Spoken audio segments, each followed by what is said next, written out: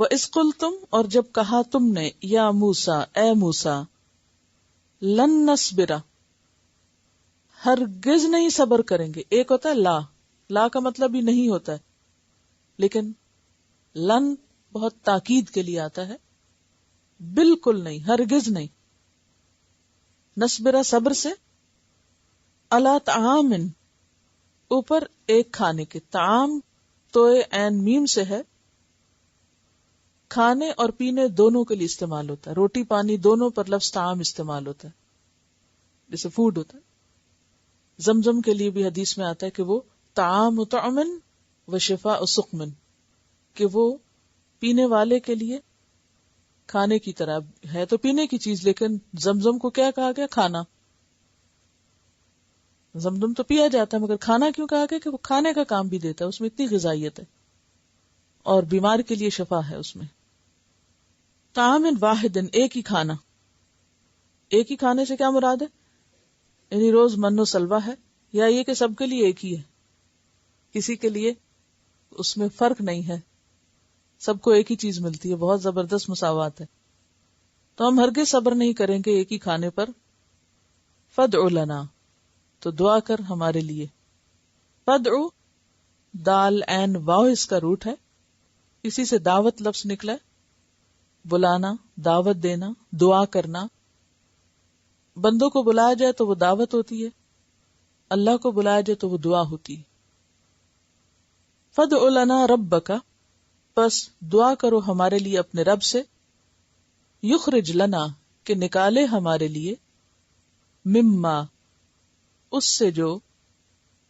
تم بتو کا لفظ جو ہے نون بے تے سے ہے. نباتات اسی سے ہے. نبتا کا معنی ہوتا ہے گھاس یا سبزی وغیرہ کا اگنا، اور تم بتو کا معنی اگانا، جو اگاتی ہے. الارض زمین، من بقلہا، بقل بے قاف لام سے، ہر قسم کی سبزی کو کہتے ہیں جس کا تنا نہیں ہوتا، جو سبزیاں پھیل جاتی ہیں نا، اپنے سٹیم پہ خود نہیں کھڑی ہو سکتی. بقل، بقالہ کہتے ہیں سبزی فروش کا، گروسری شاپ کو، جی وہ اسی سے ہے بقالہ. بقل سبزی. من بقلہا وقثائہا، قثاء جو ہے قاف سے حمزہ سے ہے، ککڑی کھیرے وغیرہ کے لیے، کیوکمبر کے لیے استعمال ہوتا ہے. وفومہا، فے واو میم اس کا روٹ ہے. لسن اور گیہوں دونوں کے لیے استعمال ہوتا ہے، لیکن عام استعمال اس کا لسن کے لیے ہی ہوتا ہے. یعنی اس کا معنی گندم بھی ہے اگرچہ، لیکن فوم جو ہے وہ جیسے آپ کے تھوم پنجابی میں استعمال ہوتا ہے تو وہی چیز ہے. وعدسہا، اور مسور کی دال اس کی. اب دیکھیے کہ عدس سے ایک لفظ عدسہ بھی آپ نے پڑھا ہوگا. عدسہ کس کو کہتے ہیں؟ لینس کو. تو مسور کی جو دال ہے اگر آپ دیکھیں تو اس کی شکل لینس سے ملتی جلتی ہوتی ہے، اسی لیے اس کا نام بھی عدسہ رکھا گیا. اور لیٹن میں مسور کی دال کو لین کہتے ہیں، LEN. لینٹلز بھی جس سے آگے بنا ہے. تو انگریزی میں آپ دیکھیں کہ لینس سے لینس بن گئے، وہی عدسہ. اور عربی میں عدس سے عدسہ. بہت سے لوگوں کو یہ بھی نہیں پتا ہوگا کہ مسور کی دال کس کو کہتے ہیں، وہ لال پیلی کرتے رہتے ہیں. وہ بصلہا، اور پیاز اس کا، بصل بے سواد لام، بصلہ اس کی واحد ہے. قال، کہا. اتستبدلون، تستبدلون میں بھی روٹ بے دال لام ہے، بدلنا، بدل الذین والا. تستبدلون، کیا تم بدل کر لینا چاہتے ہو، بدلے میں لینے کی خواہش ہے. الذی، اس چیز کی، ہوا وہ، ادنا کمتر ہے. ادنا کا لفظ جو ہے وہ دنو سے ہے، دال نون واو اس کا روٹ ہے. دنیا بھی اسی سے ہے. ادنا کا ایک معنی ہوتا ہے قریب تر اور ایک ہوتا ہے چھوٹی چیز. تو دنیا بھی ہمارے قریب ہے آخرت کے مقابلے میں، اس لیے اس کو دنیا کہا جاتا ہے. ہوا ادنا بالذی، بدلے اس کے جو، ہوا خیر جو بہتر ہے. اہبتو، اتر جاؤ. ہے بیتوئے اوپر سے نیچے آنے کے لیے استعمال ہوتا ہے، لیکن یہاں چونکہ انہوں نے کمتر چیز پسند کی تو انہیں بھیجنے کے لیے اس شہر میں یا اس جگہ پر اہبتو جیسے جاؤ یہاں سے، یعنی مقام سے نیچے اتارا جا رہا ہے. جب تم حقیر چیزوں کے طلبگار ہو تو جاؤ، پھر جو مرتبہ اور مقام اور جو کام اللہ نے تمہارے لیے رکھا تھا اسے چھوڑ کے جاؤ، دالیں اکٹھی کرو اور کھاؤ پیو، مزے کرو. تو اس لیے یہاں پر اہبتو کا لفظ آیا ہے. اہبتو مصرن، مصرن کا معنی مصر ایجپٹ مراد نہیں، اس سے مراد کوئی بھی شہر ہے، کسی بھی شہر میں. اور یہ بھی نکرہ استعمال ہوا یہاں پر، جاؤ کسی بھی شہر میں، جہاں جی چاہتا ہے جاؤ، کسی شہر چلے جاؤ، کہیں چلے جاؤ. فَإِنَّ لَكُمْ تو بے شک تمہارے لیے مَا سَأَلْتُمْ جو مانگا تم نے، سوال کیا تم نے. وَضُرِبَتْ اور ماری گئی، علیہم ان پر، الذلۃ ذلت، ذلت کا روٹ ہے ذال لام لام، ذل. ذل کا معنی ہوتا ہے کسی کے آگے دب جانا، زیر دست ہونا، کمزور ہونا. ضربت علیہم الذلۃ والمسکنۃ، مسکنت کا لفظ جو سین کاف نون سے ہے، سکنہ کا مطلب ہوتا ہے ٹھہر جانا، یعنی اتنی حاجت مندی، اتنی فقیری، غربت کہ بندہ کچھ کرنے کے قابل نہ رہے، بس ایک ہی جگہ رک جائے. مسکنہ. وباؤ اور وہ لوٹے، باؤ کا روٹ ہے بے واو حمزہ، لوٹنا پلٹنا، اچھی حالت سے بری حالت کی طرف لوٹنا. بغضب ساتھ غضب کے، غصے کے. غضب کا کیا روٹ ہے؟ غین ضاد بے. عربی میں غیظ کا لفظ بھی غصے کے لیے استعمال ہوتا ہے اور غضب کا انشاءاللہ کہیں ان دونوں کا کمپیریزن بھی آپ کو بتائیں گے. بغضب من اللہ، اللہ کے غضب کے ساتھ، یعنی اللہ کی طرف سے. من اللہ کا مطلب اللہ کی طرف سے آئے ہوئے غصے کے ساتھ. ذالک یہ بانہم بوجہ اس کے کہ بے شک وہ کانو تھے، یکفرون کفر کرتے، انکار کرتے، بآیات اللہ اللہ کی آیات کا، ویقتلون النبیین اور وہ قتل کرتے تھے نبیوں کو، بغیر الحق بغیر حق کے، نا حق. ذالک یہ بما بوجہ اس کے جو عصو انہوں نے نافرمانی کی. عصو کا روٹ کیا ہے؟ عین صاد یا ہے، یہ حروف علت میں سے نا تو وہ پتہ نہیں چلتا. عصو اسی سے عصیان ہے، حکم نہ ماننا، نافرمانی کرنا، جان بوجھ کے چاہے انجانے میں. ذالک بما عصو وکانو اور تھے وہ یعتدون وہ حد سے بڑھ جاتے. یعتدون کا روٹ ہے عین دال واو، یہ ایک اور لفظ کا روٹ بھی تھا عین دال واو.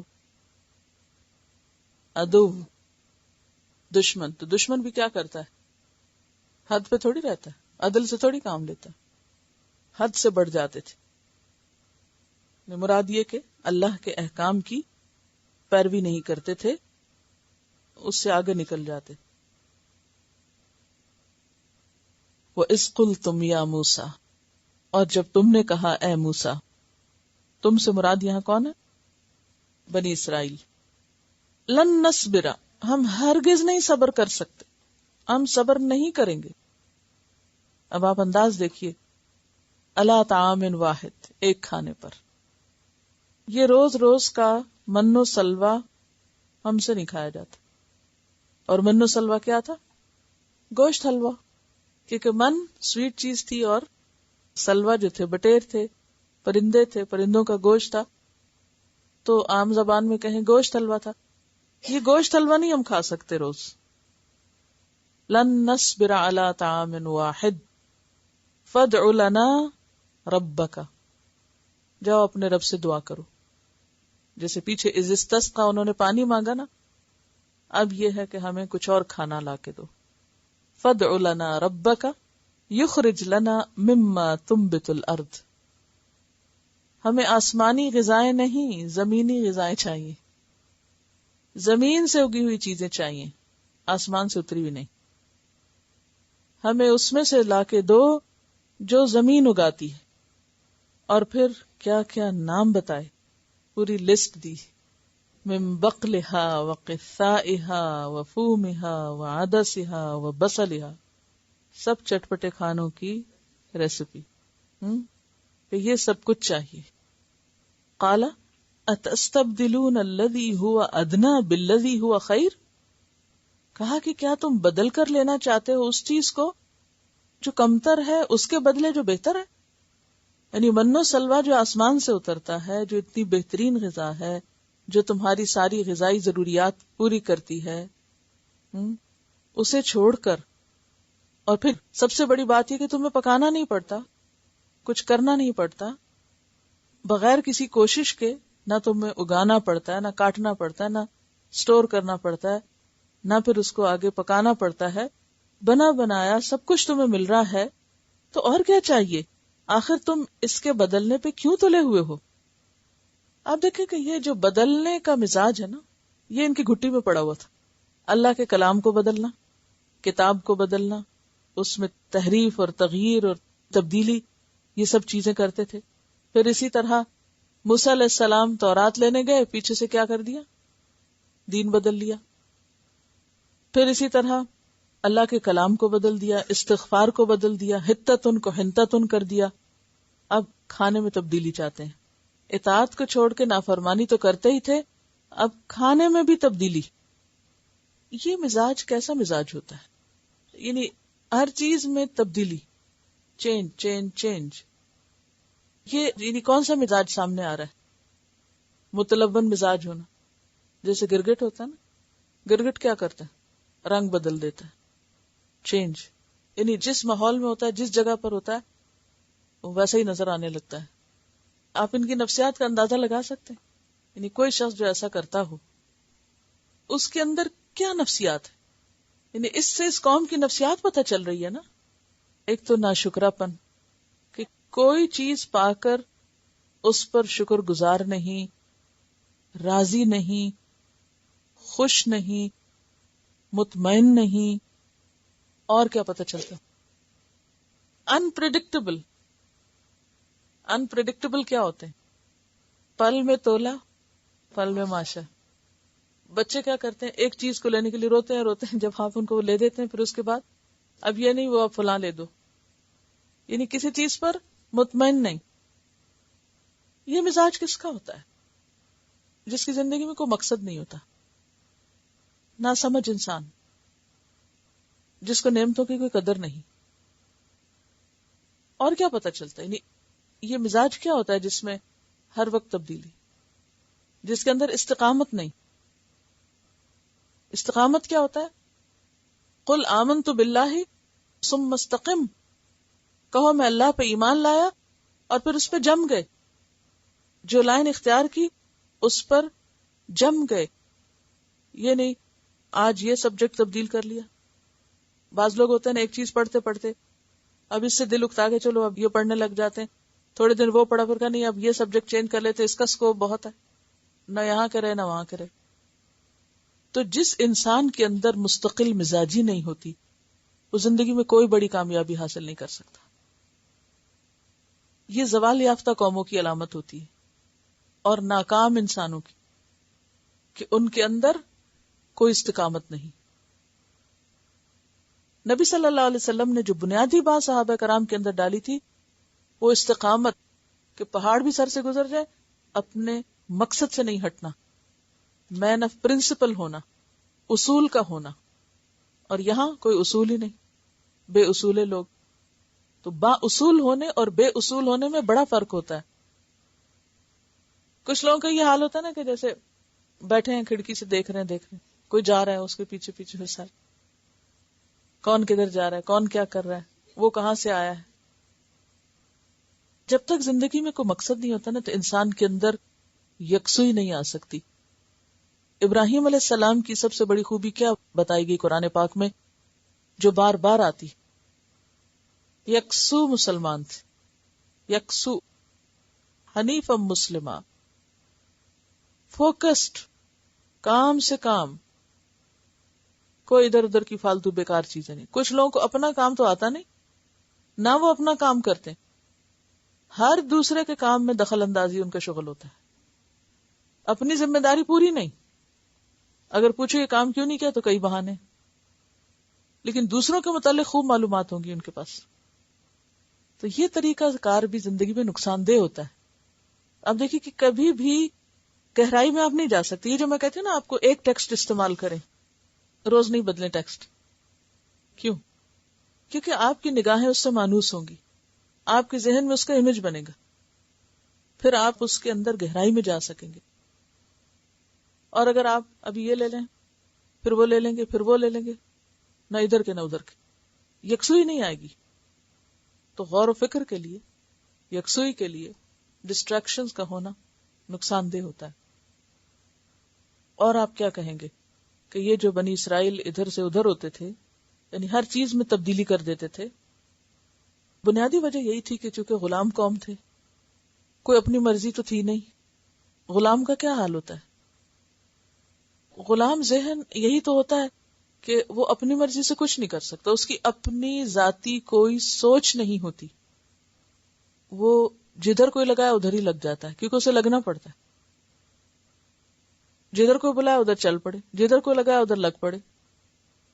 نہ اپنی کوئی سوچ، نہ اپنا کوئی اصول، نہ اپنا کوئی طریقہ، نہ اپنی کوئی روٹین، کچھ بھی نہیں. تو جب تک زندگی میں مستقل مزاجی نہ آئے اور جب تک انسان ایک چیز پر جم نہ جائے تو کام ہو نہیں سکتا. صحابہ کرام کی اصل خوبی یہی تھی کہ جب انہوں نے ایک دفعہ لا الہ الا اللہ کہہ دیا تو پھر ادھر ادھر نہیں، بس یہی دین ہے، یہی کام. اور آج بھی آپ دیکھیں کہ بعض لوگوں کے اندر اسی طرح کی متلوث مزاجی ہے. اگر آپ ایک سال میں دیکھیں وہ ایک کام کرتے ہوئے دکھائی دیں گے، دوسرے سال میں کوئی اور کچھ کرتے دکھائی دیں گے، پھر کچھ اور کرتے دکھائی دیں گے. ایسے لوگ تو کہیں نہیں پہنچتے. تو ہم سب کے لیے بے حد ضروری کہ اپنی آئندہ زندگی جتنی بھی ہے اس کے لیے اپنی صلاحیت کو پہچان کر کوئی مقصد سامنے رکھیں.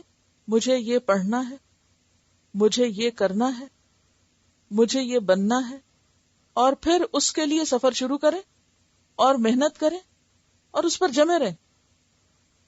پھر یہ نہیں اچھا وہ تو میرے سے آگے نکل گیا، وہ اس پٹڑی پہ جا رہا ہے، اپنی چھوڑی اس پہ چل پڑے، اور اس پہ چلنا نہ آیا تو نہ ادھر کے رہے نہ ادھر کے رہے. اللہ نے ہر ایک کو مختلف صلاحیت دی ہے. اپنی صلاحیت پہچانے اور اس میں ایکسیلنس کے لیول پر جائیں. ایکسیلنس کا لیول کیا ہوتا ہے؟ احسان کا درجہ. احسان کیا ہوتا ہے؟ کسی کام کو بہت اچھے طریقے سے کرنا، یہ احسان ہوتا ہے. احسان کا مطلب ہے حسن کے درجے پر کام کرنا، خوبصورتی کے ساتھ کوئی کام کرنا، بہترین طریقے سے کام کرنا. تو اللہ کا کیا وعدہ ہے؟ وَسَنَزِيدُ الْمُحْسِنِينَ، کہ محسنین کو ہم ضرور زیادہ دیں گے، ہم ان کو مزید دیں گے. تو یہاں پر بنی اسرائیل کی جو تصویر ہمیں دکھائی گئی وہ اس لیے دکھائی گئی کہ دیکھو تم ایسا نہیں کرنا. ان کے سامنے تو چونکہ کوئی مقصد نہیں، اس لیے اب ان کا اور کچھ نہیں تو کھانے پر ہی اعتراض شروع ہو گیا. کھانا ہی زندگی کا اہم ترین مسئلہ بن گیا. آپ کو معلوم ہے کہ جب انہیں ہجرت کروائی گئی، مصر سے سینا میں لائے گئے، تو انیشلی ان کو 40 دن کے لیے یہاں رکھا جانا تھا، پھر انہیں اصل میں آگے اپنے اصل وطن جانا تھا، یعنی فلسطین کی طرف جانا تھا. لیکن چونکہ انہوں نے موسیٰ علیہ السلام کی غیر موجودگی میں، کیونکہ انہیں وہاں طور پر تورات دی جانی تھی، ان کے پیچھے انہوں نے بچڑے کو معبود بنا لیا، تو اس کی سزا کے طور پر ان پر 40 سال کی صحرا نوردی لکھ دی گئی. 40 سال تک پھر یہ سینا میں یا وادی تی، جو تی کا میدان تھا، اس میں گھومتے رہے. کہا یہ جاتا ہے کہ صبح سویرے اپنا سفر شروع کرتے اور شام تک وہیں پہنچ جاتے جہاں سے یہ شروع ہوتے تھے، کیونکہ کوئی لینڈ مارک نہیں تھے، کوئی نشانی، کو پتہ ہی نہیں چلتا تھا انہوں نے جانا کدھر ہے. اور پھر مقصود کیا تھا کہ ان کی ایک پوری جنریشن ختم ہو جائے، اور یہ جو نئے بچے پیدا ہو رہے ہیں، یہ پل بڑھ کے جوان ہوئے صحرا کے اندر، ان کے اندر کوئی اصول آئے، ان کے اندر کوئی جمع مردی آئے، پھر ان کو ان کے ملک میں بھیجا جائے. کیونکہ اس سے پہلے جب ان سے کہا کہ نا جاؤ اپنا ملک لے لو، تو کہنے لگے کہ نہیں، وہاں تو بڑے زبردست لوگ رہتے ہیں. فَاذْهَبْ أَنْتَ وَرَبُّكَ فَقَاتِلَا إِنَّا هَاهُنَا قَاعِدُونَ. جاؤ تم اور تمہارا رب اے موسیٰ، جا کے دونوں لڑو، جب ملک فتح ہو جائے تو ہم کو بھی بلا لینا، ہم تو یہاں بیٹھے ہیں، ہمارے میں کوئی ہمت نہیں. ذرا غلام لوگ ہیں، کوئی سوچ نہیں، کوئی طاقت نہیں، کوئی اصول تو ہے نہیں زندگی میں، لہٰذا کیا کام کریں گے؟ تو جن کی زندگی میں کوئی اصول نہیں ہوتا، کوئی بڑا کام نہیں کر سکتا ہو. اس لیے انہوں نے کہا جاؤ آپ خود ہی کرو. تو اس پر ان کو یہاں چھوڑ دیا گیا کہ ٹھیک ہے، پھر تم اس قابل ہوگے جب کہ تم نعمت پا سکو، ایک ملک حاصل کر سکو، تو پھر تمہیں لے جائے جائے گا. اور پھر وہیں پر موسیٰ علیہ السلام کا بھی انتقال ہو گیا. کہا جاتا ہے کہ موسیٰ علیہ السلام کو اللہ تعالیٰ نے ان کے مرنے سے پہلے وہ جگہ دکھا دی کہ جہاں پھر ان کی قوم ان کے بعد جائے گی. تو موسیٰ علیہ السلام کے وہ شاگرد جو ان کے ساتھ تھے اس سفر میں جب موسیٰ علیہ السلام کو حضرت خضر سے ملاقات کرنا تھی، جن کا نام تھا یوشع بن نون، یوشع، جو ان کے شاگرد بھی تھے اور ان کے خدمت گار بھی تھے اور ان کے سفر حضر کے ساتھی تھے. تو ان کی وفات کے بعد یوشع بن نون جو تھے ان کو نبوت ملی اور ان کے لیڈر بنے، اور پھر ان کی قیادت میں بنی اسرائیل نے اپنا ملک فتح کیا. اس سے پہلے یہاں پر صحرا میں کیا کہتے تھے، یہ کھانا نہیں ہم کھا سکتے، ہمیں تو مصر کی ککڑیاں یاد آتی ہیں، دال چاول یاد آتے ہیں، گندم اگر فوم کو کہیں تو گندم یاد آتی ہے، اور لہسن پیاز چاہیے، اس لیے دال روٹی کھانی ہے ہم کو، ہمیں کسی ایسی جگہ بھیجا جائے. اب آپ دیکھیں، ایک درجہ ہے کھانے میں ضرورت کا. جو بااصول اور بامقصد انسان ہوتا ہے وہ کھانے کے لیے نہیں جیتا، وہ جینے کے لیے کھاتا ہے. اور کھانا اس کی زندگی کا مقصد نہیں ہوا کرتا. وہ اپنی اعلیٰ ترین صلاحیتوں کو محض مزے کے کھانے سیکھنے اور پکانے میں ہی نہیں لگا دیتا.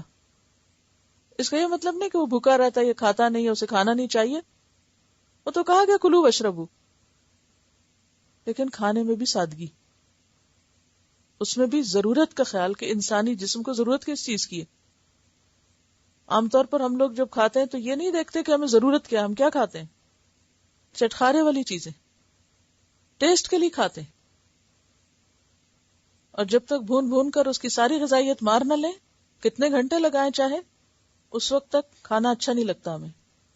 تو ظاہر ہے کہ جس کے پاس بہت فالتو ٹائم ہے وہی یہ سب کچھ کر سکتا ہے، اور جس کے پاس ٹائم مختصر ہے اور اس کے پاس مقصد کچھ اور ہے تو وہ اتنا وقت نہیں لگا سکتا اور اتنی ویرائٹی بھی نہیں لا سکتا.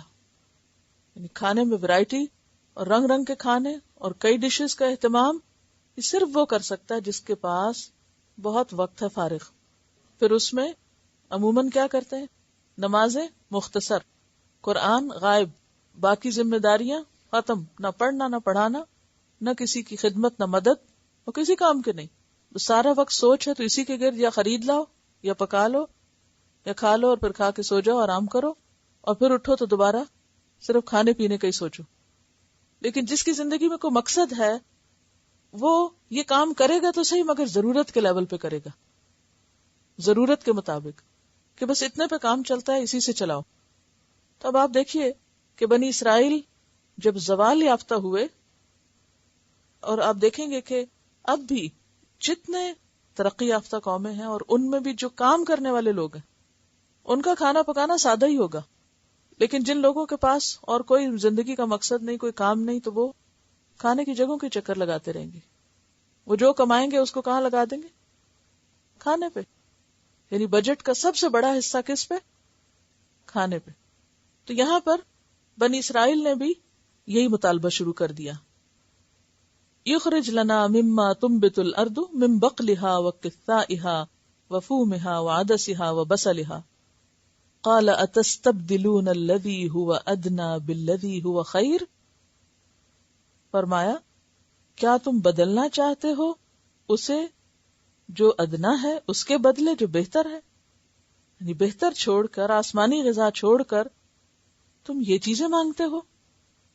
اہبطوا مصرا، جاؤ پھر کسی بھی شہر میں چلے جاؤ، وہاں سبزیوں کی دکانیں ہوں گی، بہت کچھ مل جائے گا، صحرا چھوڑ کے کسی بستی میں جاؤ، شہر میں جاؤ، فإن لکم ما سألتم، مل جائے گا جو تم مانگ رہے ہو، تمہارے مطالبات پورے ہو جائیں گے وہاں۔ وَضُرِبَتْ عَلَيْهِمُ الذِّلَّةُ وَالْمَسْكَنَةُ وَبَاءُوا بِغَضَبٍ مِّنَ اللَّهِ، مقصد چھوڑ کے کھانوں کے پیچھے دوڑنے والوں کے لیے کیا فیصلہ ہوا؟ مار دی گئی، مسلط کر دی گئی، طاری کر دی گئی ان پر ذلت اور محتاجی، اور اللہ کا غضب ان پر پڑا، وہ اللہ کے غضب کے ساتھ لوٹے، کیونکہ اللہ نے انہیں سارے جہان پہ چنا تھا، یہ چنے ہوئے لوگ تھے۔ فضلتکم علی العالمین، کس کام کے لیے بنایا گیا تھا ان کو؟ کیا کریں یہ دنیا میں؟ دیکھیں نا، دنیا میں مختلف قوموں کے، مختلف لوگوں کے کام ہوتے ہیں نا، مختلف انڈیویجولز مختلف صلاحیتیں لے کے پیدا ہوتے ہیں، لیکن کچھ لوگوں کو اللہ اپنے دین کے لیے پیدا کرتا ہے، گاڈ گفٹڈ ہوتے ہیں۔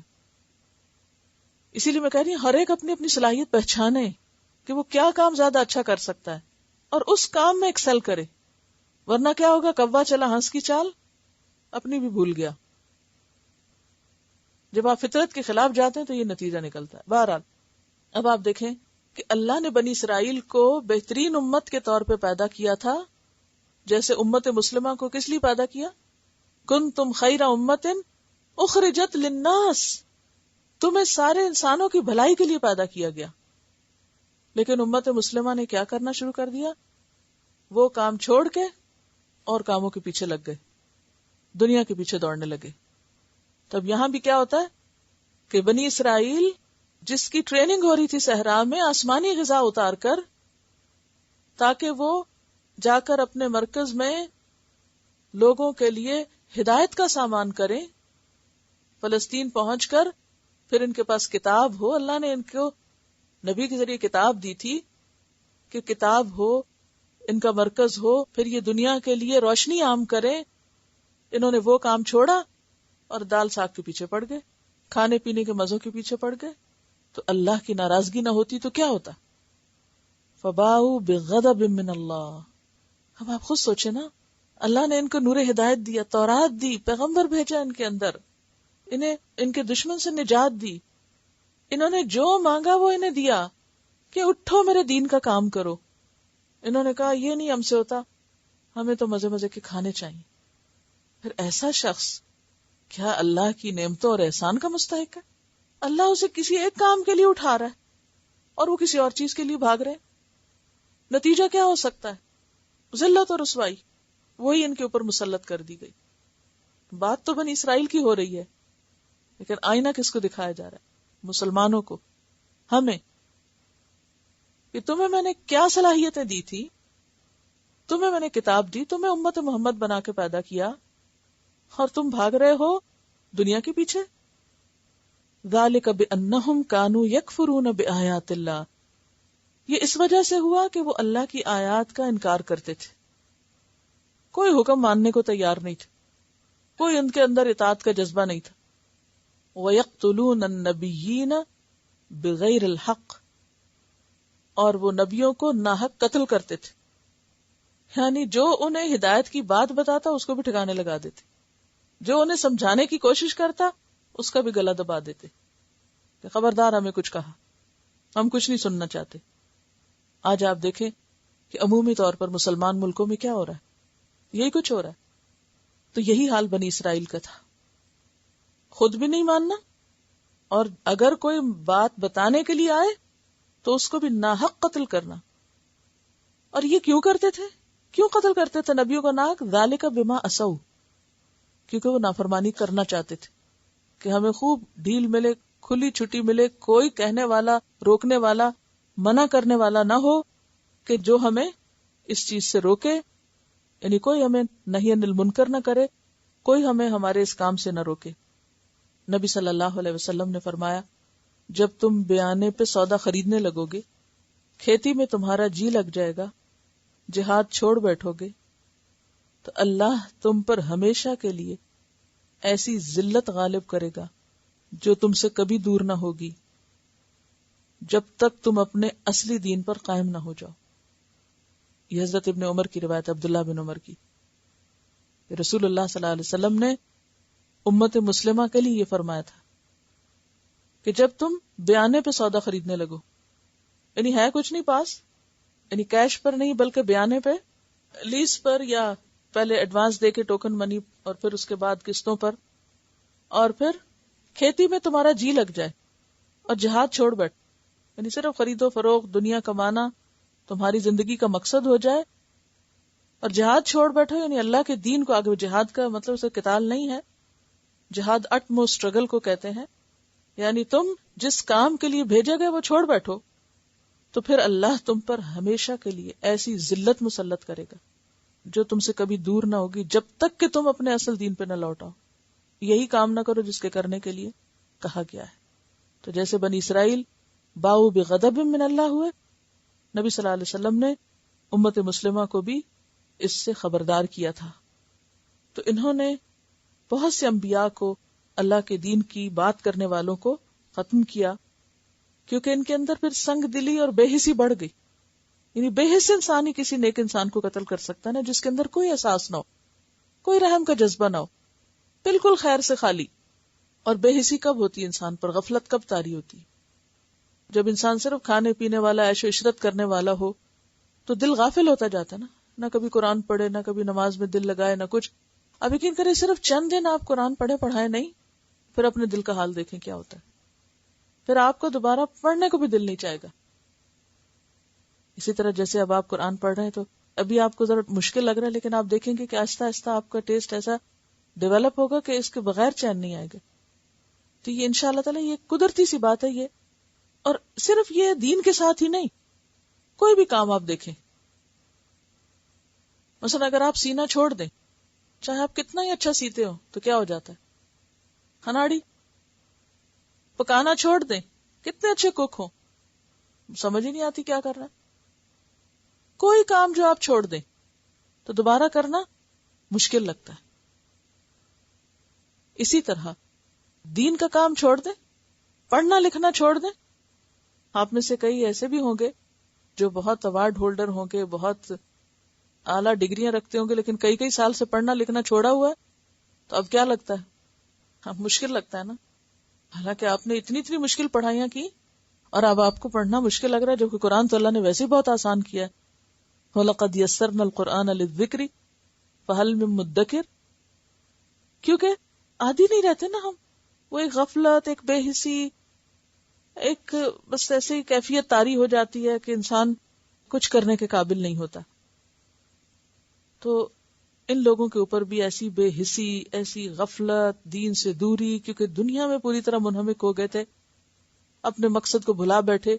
اور پھر کوئی اگر کہتا ہے ان کو کہ یہ غلط کر رہے ہو تو اسی کے پیچھے پڑ جاتے، اسی سے لڑنے لگتے، حتیٰ کہ قتل کرنے سے بھی گریز نہ کرتے. اور اس میں ہم دیکھتے ہیں کہ حضرت زکریا علیہ السلام ان کے ہاتھوں قتل ہوئے، حضرت یحییٰ علیہ السلام ان کے ہاتھوں قتل ہوئے، جو بڑے بڑے انبیاء ہیں. پھر اسی طرح حضرت عیسیٰ علیہ السلام کو انہوں نے ٹھکانے لگانا چاہا، وہ تو اللہ نے اپنی رحمت سے اور اپنے خاص تدبیر کے ذریعے ان کو اوپر اٹھا لیا. تو یہ وہ وجوہات تھیں کہ جن کی بنا پر اللہ تعالیٰ ان سے ناراض ہوا. ذالک بما عصوا، یہ اس وجہ سے تھی، یعنی ذلت و مسکنت کی وجہ، کہ جن کاموں سے ان کو روکا گیا تھا یہ انہی کاموں کو کرنا چاہتے تھے. وَكَانُوا يَعْتَدُونَ، اور صرف یہ نہیں تھا کہ غلط کام کرتے تھے، غلط کاموں میں بھی حدیں پار کر جاتے تھے، حد سے نکل باہر جاتے تھے. اور جہاں تک انبیاء کو قتل کرنے کا تعلق ہے تو حدیث میں آتا ہے کہ قیامت کے دن سب سے زیادہ سخت عذاب میں وہ ہوگا جس کو کسی نبی نے قتل کیا، یعنی وہ نبی کے ہاتھوں مارا گیا، کیونکہ نبی کا مقابلہ کر رہا تھا نا، اور جس نے کسی نبی کو قتل کیا. اور پھر اسی طرح وہ لوگ بھی جو اللہ کے نیک بندوں کو، یعنی انبیاء کے مشن کو سنبھالنے والے ہوں اور اس مشن کو آگے بڑھانے والے ہوں، انبیاء کے بعد ان کا قتل بدترین جرم ہے۔ ذالک بما عصوا وکانوا یعتدون۔ اب آپ دیکھیے کہ بنی اسرائیل پر یہ جو ذلت اور مسکنت مسلط ہوئی، اس کی ایک پوری تاریخ ہے۔ اس تاریخ کو میں مختصراً اس وقت تھوڑا سا بیان کروں گی آپ کے سامنے۔ آپ سب نے پڑھ لیا کہ اللہ تعالیٰ نے موسیٰ علیہ السلام اور ہارون علیہ السلام کے ذریعے ان کو نجات دی اور یہ واپس اپنے فلسطین کے ملک میں 40 سال کے بعد پہنچے۔ اب یہاں آ کر فلسطین پہنچ کر جب ان کو ایک مقام مل گیا، ایک ٹھکانہ مل گیا، اور پھر ان کے اندر اللہ نے کچھ اور نبی بھیجے جن میں خاص طور پر داؤد اور سلیمان علیہ السلام ہیں، تو اس دور میں انہیں انتہائی عروج ملا، ان دو پیغمبروں کے دور میں۔ اور سورۃ سبا میں، سورۃ نمل میں یہ واقعات ملتے ہیں۔ سلیمان علیہ السلام نے ہیکل تعمیر کیا، یعنی فلسطین میں یروشلم میں ہیکل تعمیر کیا، یہاں تورات کی تختیاں رکھی گئیں۔ اب ان کے پاس کتاب بھی ہے، مرکز بھی ہے۔ اب یہ جم گئے وہاں آ کر۔ صحرا سے پلی ہوئی نکلی ہوئی قوم، اس میں سے جو اچھے لوگ تھے انہوں نے آ کر یہاں ایک مرکز بنایا اور ان کو ایک سٹیبلٹی نصیب ہوئی۔ سارے آس پاس کے علاقے سے لوگ آ کر وہاں پر عبادت بھی کرتے ہیکل میں اور کتاب بھی پڑھتے۔ یہ تقریباً 100 سال کا دور ہے جب ان کو عروج ملا۔ پھر اس کے بعد کیا ہوا کہ ان کے آپس میں اختلاف شروع ہو گئے، آپس کی لڑائیاں شروع ہو گئی، آپس میں ٹکرانے لگے۔ اب کسی باہر کی قوم سے مقابلہ نہیں تھا، تو آپس میں مقابلے شروع ہو گئے۔ لہذا ان کی جو ریاست تھی وہ 2 حصوں میں بٹ گئی، شمالی اور جنوبی، نارتھ ساؤتھ۔ شمالی ریاست کا نام اسرائیل تھا اور جنوبی کا نام جوڈا تھا۔ ٹھیک ہے، اب آپ خود سوچیں کہ جب ایک ہی دین کے لوگ آپس میں اس طرح بٹ جائیں تو پھر ان کے درمیان کہاں سے ترقی ہو سکتی ہے اور کہاں سے وہ آگے بڑھ سکتے ہیں۔ بہرحال اب ان کی خرابیوں کی وجہ سے باہر کی قوموں نے آ کے ان پہ حملے کیے۔ سب سے پہلا حملہ ان پر 8ویں صدی قبل مسیح میں ہوا، یعنی 8 BC میں، اور یہ بہت زبردست قسم کا حملہ تھا۔ آشوریوں نے ان پہ حملہ کیا، اور اس وقت جنوبی ریاست جوڈا میں جو ہیکل سلمانی تھا اور جو تختیاں تھی تورات کی، وہ محفوظ رہ گئیں، ان کو نقصان نہیں ہوا۔ لیکن انہوں نے کوئی سبق نہیں لیا اس سے، ان کے فسادات کا سلسلہ جاری رہا، اللہ کی نافرمانی کا اور غلط کاموں کا۔ تو 200 سال کے بعد پھر ایک اور حملہ ہوا بیبیلونینز کی طرف سے، 6 صدی قبل مسیح میں، اور عراق کے لوگ، یعنی عراق کے بیبیلونینز جو تھے، انہوں نے جب حملہ کیا تو ہیکل تباہ کر دیا، مرکز ختم، سونے کی قیمتی چیزیں اکھاڑ کے لے گئے، کتابیں جلا دی گئی، تورات ناپید ہو گئی، برن کر دی گئی، بنی اسرائیل غلام بنائے گئے، سخت ذلیل کیے گئے، ان کی مرکزیت ختم ہو گئی، نہ مرکز رہا نہ کتاب رہی۔ اب آپ سوچ سکتے ہیں کہ ان کا حال کیا ہوگا۔ تو اس عرصے کو جس میں یہ ہوا، انتشار کا زمانہ کہتے ہیں، ڈائسپورا کا لفظ اس کے لیے استعمال ہوتا ہے، یعنی انتشار کا دور۔ پھر 5ویں صدی قبل مسیح میں پرشین حکومت نے ان کی مدد کی اور انہیں نجات دلائی بیبیلونین سے، کیونکہ پرشینز اور بیبیلونینز کی آپس میں نہیں بنتی تھی، لہذا پرشین اپنے کچھ مفادات کی خاطر ان کے ساتھ مل گئے اور ان کو آزاد کروایا۔ اسرائیل انہیں واپس ملا، دوبارہ ہیکل تعمیر ہوا، حضرت عزیر علیہ السلام اس وقت ان کے بیچ میں بھیجے گئے، انہوں نے اپنے حافظے سے تورات کو دوبارہ لکھا، اس سے پہلے جلا دی گئی تھی، نہیں تھی ان کے پاس۔ تو یہ موسیٰ علیہ السلام کے تقریباً 800 سال بعد دوبارہ تورات لکھی گئی، حضرت عزیر علیہ السلام نے لکھوائی تھی۔ تو اس سے یہ ہے کہ چونکہ وہ پیغمبر تھے لہذا ان کو دوبارہ کتاب مل گئی ایک طرح سے۔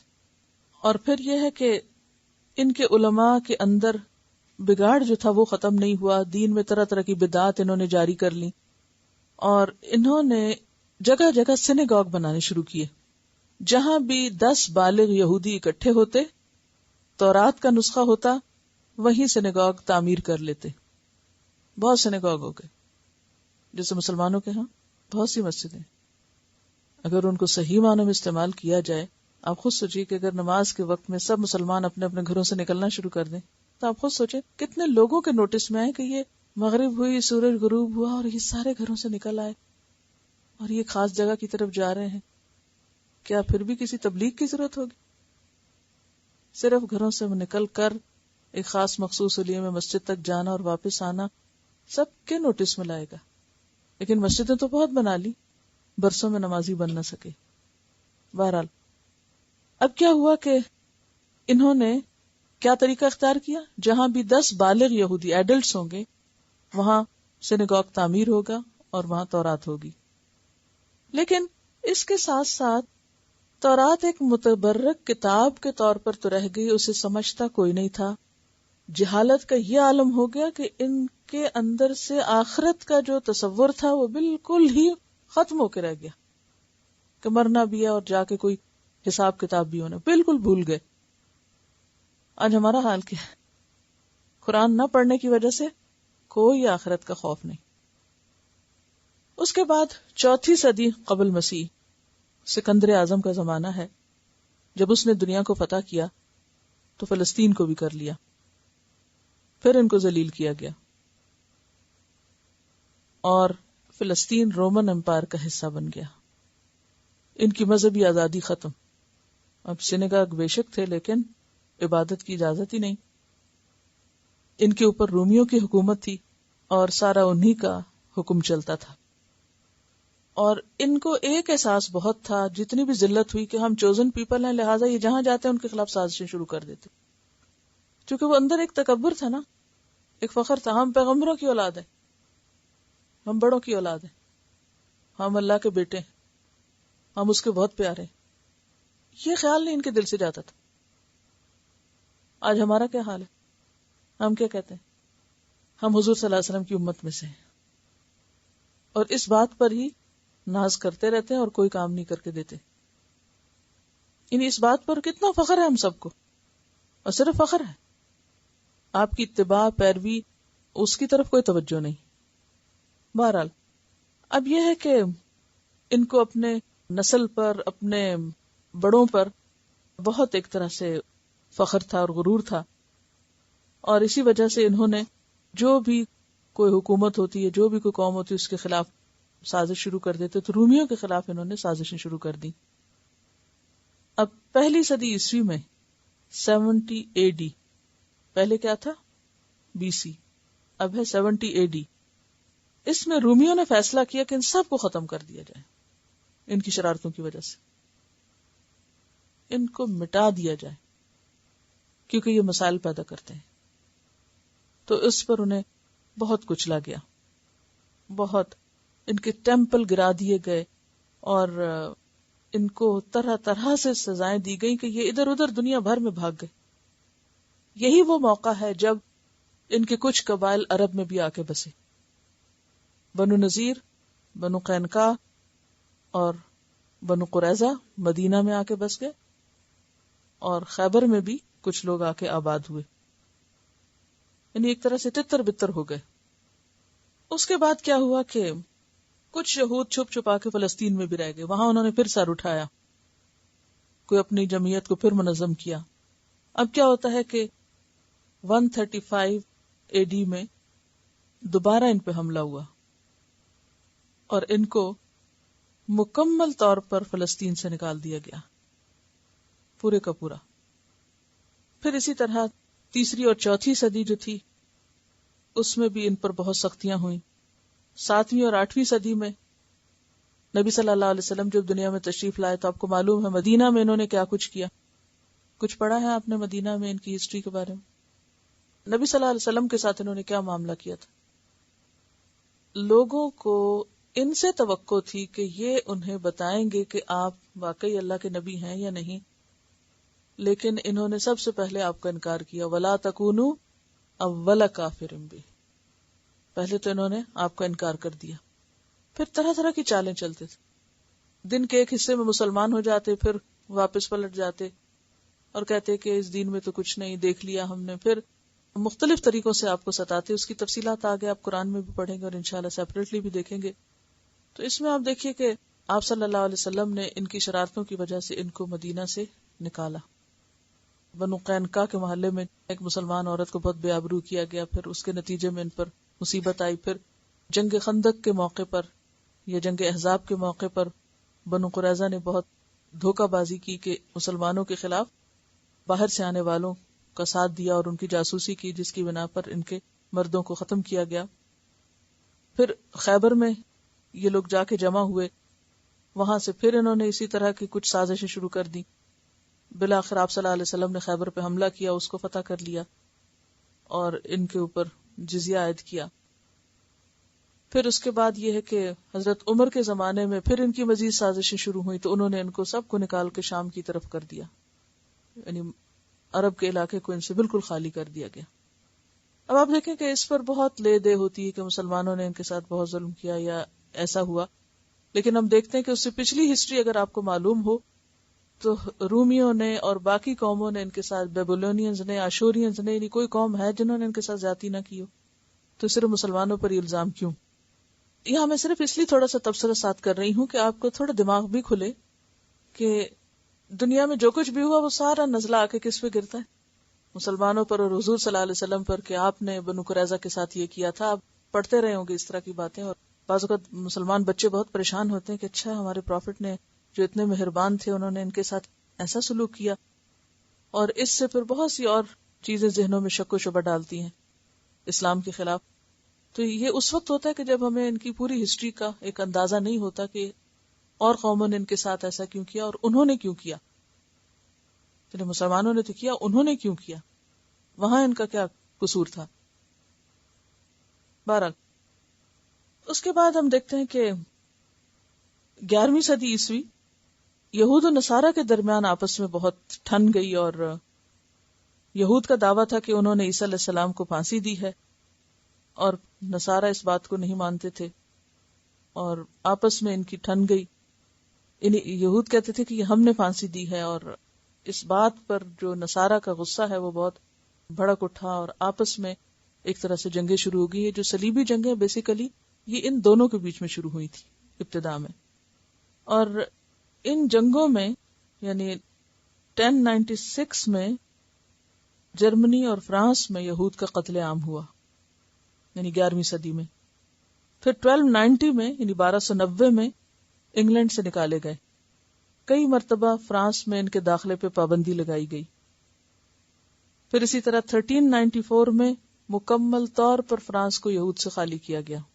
1394 یعنی 14ویں صدی میں.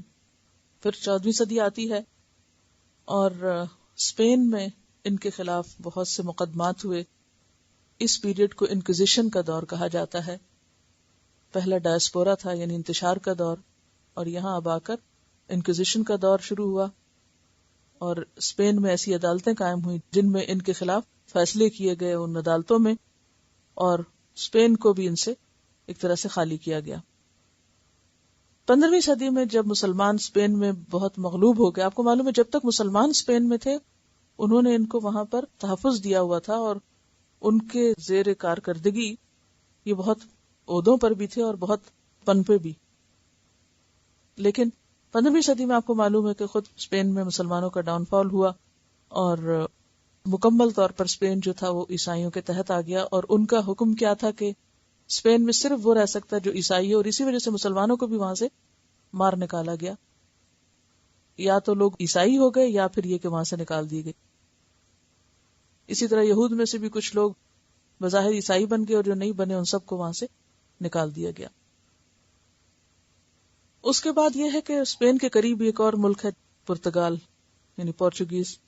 وہاں بھی اسپین کی حکومت نے ان پر بھی دباؤ ڈالا، اور 1498 میں پرتگال سے بھی نکال دیے گئے. 1492 میں اسپین سے نکلے اور 1498 میں پرتگال سے نکالے گئے. اور مدینہ سے نکالنا تو سب کو پتا ہے، لیکن انگلینڈ سے نکالنا، فرانس سے نکالنا، اسپین سے نکالنا، پرتگال سے نکالا جانا، یہ لوگوں کو نہیں پتا. بہرحال اس کے بعد یہ ہوا کہ بہت سے لوگ تو وہاں سے نکل گئے. اس کے بعد 1917 میں جو رشین کمیونسٹ انقلاب آیا، ریولوشن آیا، اس میں ہزاروں کی تعداد میں یہود کو قتل کیا گیا. یعنی رشیا کا جو انقلاب تھا اس میں بھی. اس کے بعد تیسرا دور آتا ہے جس کو ہولوکاسٹ کا دور کہا جاتا ہے، اور یہ 20ویں صدی کے شروع میں 1933 میں جرمن میں ہٹلر نے ان کو نوکریوں سے نکال دیا. تعلیمی اداروں میں داخلے پہ پابندی، یعنی اسکولوں میں داخلہ نہیں دیا جاتا تھا ان کو. ان کی جاگیریں اور ان کی پراپرٹی، لینڈ، اس کو ضبط کیا گیا. اور بالآخر 6 ملین جیوز کو گیس چیمبرز میں جمع کر کر کے گیس کے ذریعے مارا گیا اور پھر فرنسز میں جلایا گیا. اور پھر اس ہولوکاسٹ نے مشرقی اور وسطی یورپ یعنی ایسٹرن اور سینٹرل یورپ میں ان کی ساری کمیونٹیز کو مکمل طور پہ تباہ کیا. ان کے وہ تعلیمی اور مذہبی ادارے جو 1000 سال سے ان علاقوں میں قائم تھے ان کو بند کر دیا گیا. اور پھر ان کے جو مہاجرین تھے، ان کو جو قریب کے یورپین کنٹریز سے وہ بھی قبول نہیں کر رہے تھے. تو نازی ہولوکاسٹ جو تھا اس کا بنیادی مقصد کیا تھا کہ یورپ کو مکمل طور پر جیوز سے پاک کر دیا جائے، کوئی بھی وہاں نہ رہے. اور پھر دیگر جو اٹلی، ہنگری، رومانیا، ان علاقوں کے لوگوں نے بھی اس پر اتفاق کیا اور ہٹلر کے کام کی کوئی بھی تردید نہیں کی، جس کا مطلب یہ تھا کہ ہم بھی اس پہ راضی ہیں جو تم ان کے ساتھ کرو.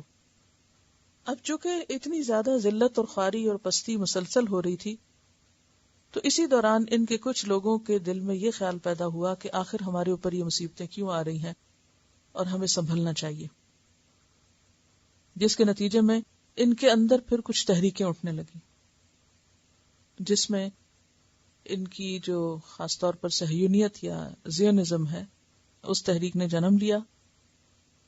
20 جون یعنی 20 جون 1942 میں 15 نازیوں نے طے کیا کہ تمام یہودیوں کو مشرقی یورپ کے کیمپوں سے نکالا جائے اور ان سے سخت مشقت کرائی جائے، انہیں اتنی کم خوراک دی جائے کہ یہ خود ہی مر جائیں، اور جب یہ مر جاتے تھے تو ان کے لباس، زیورات اور اینکیں تک بھی ان سے چھین لی جاتی تھی، یعنی وہ سب لے جاتے تھے نازی. تو اس طرح جب ان کے اوپر اتنا زیادہ تشدد ہوا کہ یعنی ایک طرح سے ان کی جینوسائیڈ ہوئی، اور اس وقت ان کے اندر یہ خیال پیدا ہوا کہ آخر اس کی وجہ کیا ہے، اور انہوں نے سنبھلنا شروع کیا اور اپنے اندر اصلاحی تحریکیں شروع کی، اور نتیجتاً یہ منظم ہوئے، اکٹھے ہوئے، اور پھر 1897 میں یہ صہیونیت کی تحریک جو ہے وہ شروع ہوئی ہے. اور اس تحریک کا مقصد کیا تھا کہ دنیا میں یہود کا کہیں کوئی گھر ہونا چاہیے، کوئی جگہ، کوئی علاقہ، کوئی انڈیپینڈنٹ اسٹیٹ ہونی چاہیے، اور اگر یہ نہیں ہوئی تو بالکل دنیا سے مٹ جائیں گے، ختم ہو جائیں گے. کیونکہ جہاں جاتے تھے نکالے جاتے تھے، جہاں جاتے تھے مارے جاتے تھے. اب انہوں نے انڈیپینڈنٹ اسٹیٹ کے لیے کوشش کی. اس کے لیے انہوں نے یروشلم کے علاقے میں زمینیں خریدنا شروع کی اور یونیورسٹی اور ہاسپٹل بنایا. اس کی تفصیل پھر کسی وقت آپ کے سامنے رکھوں گی کہ اس میں انہوں نے کتنی محنت کی کہ اس یونیورسٹی میں سال کے 12 مہینے میں ایک بھی چھٹی نہیں کرتے تھے. اتنا زیادہ انہوں نے پڑھنا اور کام کرنا شروع کیا، اور اسرائیل کی ریاست سے پہلے انہوں نے پوری تیاری کی علمی اعتبار سے. اور پھر 1901 میں سلطنت عثمانیہ کے جو بادشاہ تھے عبد الحمید، ان سے یہ ریکویسٹ کی گئی کہ ان کو فلسطین میں جگہ دی جائے، لیکن انہوں نے انکار کر دیا. 1941 میں جو فرسٹ ورلڈ وار ہوئی ہے اس میں یہود نے انگلینڈ اور فرانس کا ساتھ دیا. اس کے بدلے انہوں نے پھر ان سے یہ ریکویسٹ کی کہ ہمیں کوئی جگہ دی جائے. اب ویسے تو ممکن نہیں تھا، بہرحال ترکوں اور عربوں کو لڑایا گیا، سلطنت عثمانیہ کا خاتمہ ہوا، اور پھر بالفور معاہدے کے ذریعے فلسطین میں ان کو انڈیپینڈنٹ اسٹیٹ دی گئی 1948 میں، اور اس کے بعد سے ان کی ترقی ہوئی، یعنی ترقی ایک طرح سے وہ کام شروع ہوا، اور اب جو کچھ ہے اس وقت وہ آپ کے سامنے ہے، اس پہ تبصرے کی کوئی ضرورت نہیں ہے۔ اور اس میں آپ دیکھیں کہ 1948 میں اقوام متحدہ میں UNO میں ایک باقاعدہ قرارداد پیش ہوئی تھی، اور اس میں ان کے لیے الگ ملک کا قیام عمل میں آیا۔ جو ووٹنگ ہوئی تھی اس میں 3 ووٹ کم ہو رہے تھے، تو زبردستی کچھ افریقن کنٹریز اور فار ایسٹ کے ممالک سے کچھ ووٹ دلوا کے ان کی تحریک یعنی زیونسٹ تحریک کو کامیاب کرایا گیا، تو اس کے نتیجے میں ان کو یہ ملک ملا 12۔ لیکن قرآن میں یہ بھی کہا گیا ہے، سورۃ آل عمران آیت 112، ضربت علیہم الذلۃ اینما ثقفوا، ان پر ذلت چسپاں کر دی گئی جہاں بھی پائے گئے، جدھر بھی گئے، جہاں بھی ہوئے، الا بحبل من اللہ، مگر اللہ کی رسی کے ساتھ، یعنی اللہ سے اپنا تعلق درست کریں، وحبل من الناس، اور لوگوں کے ساتھ اپنی ٹائز مضبوط کریں۔ تو قرآن نے ان کو یہ کلو دیا کہ اس مصیبت سے نکلنے کے 2 طریقے ہیں، ایک تو اپنا ریلیجس ریوائول یعنی اللہ سے تعلق مضبوط، اور دوسرا لوگوں سے تعلق درست۔ اب اس کے نتیجے میں آپ دیکھیں کہ ان کی جو ہیبرو لینگویج تھی ڈیڈ لینگویجز میں سے شمار ہوتی تھی، اس کو انہوں نے دوبارہ سے ریوائیو کیا، یعنی زبان کو زندہ کیا، لوگوں نے اس کو پڑھنا شروع کیا، اور اب ان کی سرکاری زبان ہے وہاں کی، ان کی سلطنت کی۔ پھر اس کے بعد آپ دیکھیں کہ جہاں تک مذہبی چیزیں ہیں تو ان میں سے بھی بہت سی چیزیں انہوں نے ریئلائز کی، اور آپ دیکھیں کہ اب جہاں بھی یہ لوگ ہوتے ہیں اپنے خاص لباس میں، اپنے خاص طریقوں میں، اگرچہ ساری اکثریت نہیں بھی لیکن جو ہیں وہ ہیں۔ اور اس کے ساتھ یہ ہے کہ تعلیم کے شعبے میں سخت محنت انہوں نے کی ہے۔ عبرانیہ یونیورسٹی جو ہے اسرائیل میں، اس کے اندر جو کام ہوتا ہے کس طرح ہوتا ہے، اگر آپ پڑھیں تو صرف سر جھکا لیں کہ ہم کیا کر رہے ہیں اور ہمارے بچے کیا کر رہے ہیں۔ اس وقت کسی کے خلاف کوئی تعصب پیدا کرنا مقصود نہیں، لیکن ہسٹوریکل فیکٹس کو سامنے لانا بھی ضروری ہے تاکہ آپ کا ذہن کھلے۔